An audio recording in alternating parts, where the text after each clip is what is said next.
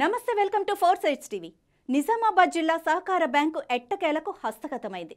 DCCB chairman Pocharam Bhaskar రెడ్డిపై ప్రతిపాదించిన అవిశ్వాస పరీక్ష నెగ్గింది. కొత్త ఇన్ఛార్జ్ చైర్మన్ గా రమేష్ రెడ్డి నియామకమయ్యారు.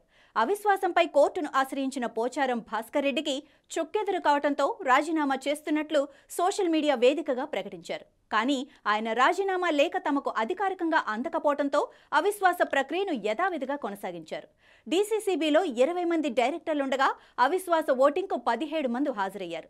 జిల్లా సహకార అధికారి శ్రీనివాస్ ఆధ్వర్యంలో అవిశ్వాస సమావేశం నిర్వహించారు.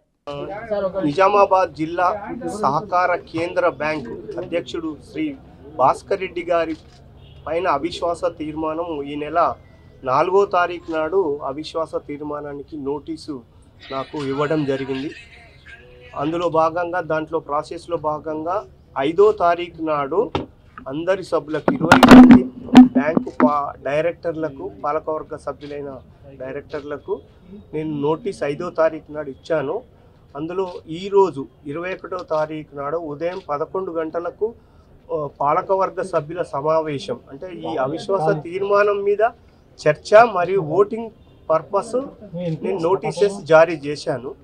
ఆ నోటీసెస్ అందరి సభ్యులకు కూడా సర్వ్ చేయబడ్డది. అయితే ఆ షెడ్యూల్లో భాగంగా ఈరోజు 21వ తారీఖు 3వ నెల 2024 ఉదయం 11 గంటలకు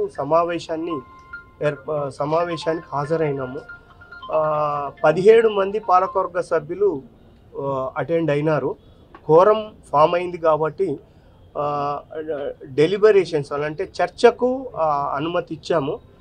వాళ్ళు చర్చ జరుపుకున్న తర్వాత శ్రీ భాస్కర్ రెడ్డి గారి సమావేశానికి హాజరు కాలేదు కాబట్టి సుమారు 11:30 చర్చ ముగిసినట్టుగా నాకు తెలియజేసినారు. చేస్తే నేను దానికి అనుగుణంగా వెంటనే ఓటింగ్కు జరపడం జరిగింది.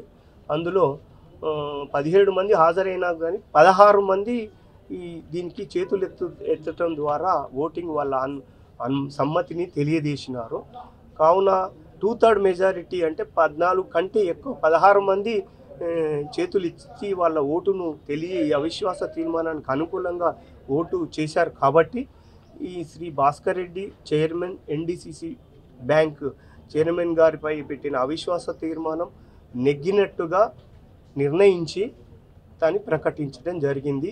దానికి కావాల్సిన ఉత్తర్వులు తదనంతరము వైస్ చైర్మన్ గారైన రమేష్ రెడ్డి గారిని తదుపరి అంటే టిల్ ఎలక్షన్ ఆఫ్ ప్రెసిడెంట్ అయ్యే వరకు వారిని విధులు నిర్వహించవలసిందిగా కోరుతూ ఉత్తర్వులు కూడా జారీ చేస్తారు. రాలే నాకైతే రాలేదు. యాక్చువల్లీ రిజిగ్నేషన్ అనేది in person delegation of powers ప్రకారంగా డీసీఓకు జిల్లా కలెక్టర్ గారికి ఉన్నాయి. కానీ మరి మాకైతే పర్సనల్గా రిజిగ్నేషన్ రాలేదు. ఈరోజు మేము గత 4వ తారీఖు రోజు అధ్యక్షుడు భాస్కర్ రెడ్డి పేరు మీద అవిశ్వాస తీర్మానం వేయడం జరిగింది. దానిలో భాగంగా ఈరోజు 21వ తారీఖు నాడు అవిశ్వాస తీర్మానం నోటీస్తో పాటు ఈరోజు ఓటింగ్ కూడా జరిగింది. అందులో మా సహచార డైరెక్టర్ అందరి సహకారంతో ఈరోజు అవిశ్వాస తీర్మానం మేము నెగ్గడం జరిగింది. మొట్టమొదలు మా సహచార డైరెక్టర్ అందరికీ పేరు నమస్కారాలు. అట్లాగే ఈరోజు నుంచి బ్యాంక్ పాలకవర్గంలో మా సహచార అందరి సభ్యులతో పాటు కోఆపరేషన్ తీసుకొని బ్యాంకును ముందుకు తీసుకెళ్తామని మీకు అందరికీ తెలియజేస్తాము.